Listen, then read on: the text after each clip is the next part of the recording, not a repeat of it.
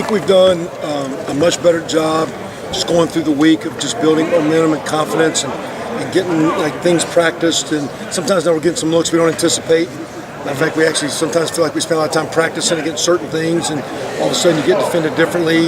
It'll be the way they're kicking their front or the blitzes you're getting, and that's always a part of it. There's a little bit of jockeying early in the game. I think we've done much better. I thought early in the year when we struggled, we didn't come into the game with momentum. And I think we've came through each week with some momentum.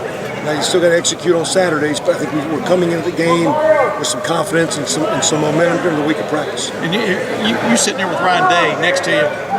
Have y'all found you can adjust things quicker? I mean, as it's gone, have y'all developed a chemistry in that respect, or whatever you want to call it? Yeah, and I think we're getting some great communication. I think from Coach Meyer during the week of things he wants to see or why, and I think Ryan's doing a great job of mixing up some pass thoughts, and I got a little idea of tempo and going fast, and I think just we've kind of figured out short term. Now again, there's always going to be bumps in the road. You don't block it well, or you don't guess right and call a bad play. You can get behind chains, but right now we don't have all the answers, but we're working together very well. $64,000 question now is though, y'all haven't played against Myrtle's Row when it comes to defenses. The last 5 games.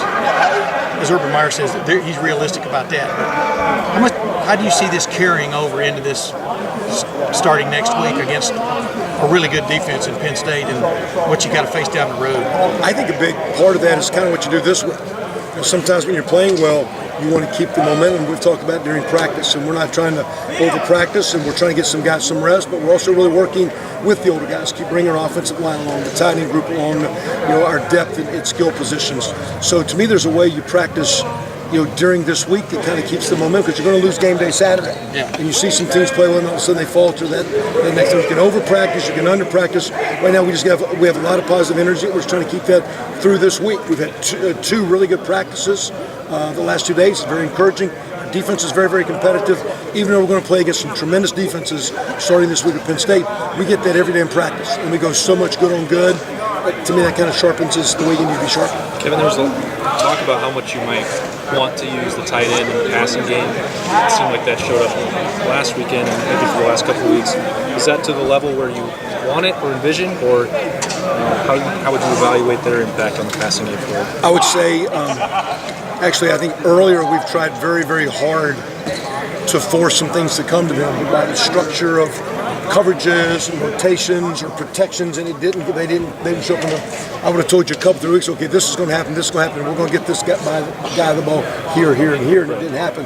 And really Saturday, we didn't really think about it happening, and it did. So sometimes it's just the flow of the game, and it's kind of like the good Lord, when you get greedy and push things, it doesn't happen. And so I think right now there's nice balance, and as they come on, JT's comfortable. You can throw the ball outside. You got good players in the slot. Running backs are coming along and keep the tight ends. There's a lot of skill, and I'm used to when the offenses are good, you're not forcing it to one guy. You're spreading the ball around, because when the defense takes away a space, they give you a space, they give you a matchup, and you want to be able to take advantage of it. Do you have to tell Marcus or Rashad, because you said that a couple weeks ago you thought that might be a big game for them? That's just the way it works sometimes at position. Very, very much. And I even told them before that. I said every time I've tried, I've told guys hey, we're going to do this. It never happened. And so at the end of the day, I just appreciate the way. I think you've heard. If you go back and listen, I've listened to JT on a couple things. He talked about the way we're practicing. Yeah. The thing that encourages me, even though Marcus or Rashad didn't get balls, they kept their practicing better. And there's good momentum with their football team with good practice habits. Kevin, where does Rashad? I don't know if rank or whatever, can you put in context his athleticism at the tight end position with maybe some other guys you've had in the past? He just seems like a very naturally explosive guy. Extremely explosive. As explosive as just innately physically skilled as any kid I've dealt with. So he has a high end. He's learning how to play the position. So much of it's done in the off season. So in fairness to him, he loses all spring. We didn't move him to the very end of summer. And so he's had a short window to polish his skills. He has a high ceiling, and I'm encouraged by the way he's coming along. And he's playing well, and he's not even close to so many things he could do better. He's got a chance to be a special player. I guess it was going to how much? I'm proud of him too, because it would be coming over and it didn't go well early. Right. That first game in Indiana, don't get a lot of plays. He's battled through some things. I'm very proud of him. He's done a great job for us. How much still, even as good as he's looked the last few weeks, is he still just getting by kind of on the natural athleticism, but not necessarily being a fully formed or fully rounded tight end? He gets by a lot with his athleticism because again, the more just again as fast as we play and techniques, fundamentals, and process. And fairness to him, he's swimming upstream. I appreciate the way he approaches practice. He's working hard. He has a high ceiling. He's not close. That's not a put down. Proud of him. He's doing well. He could be a very, very fine football player.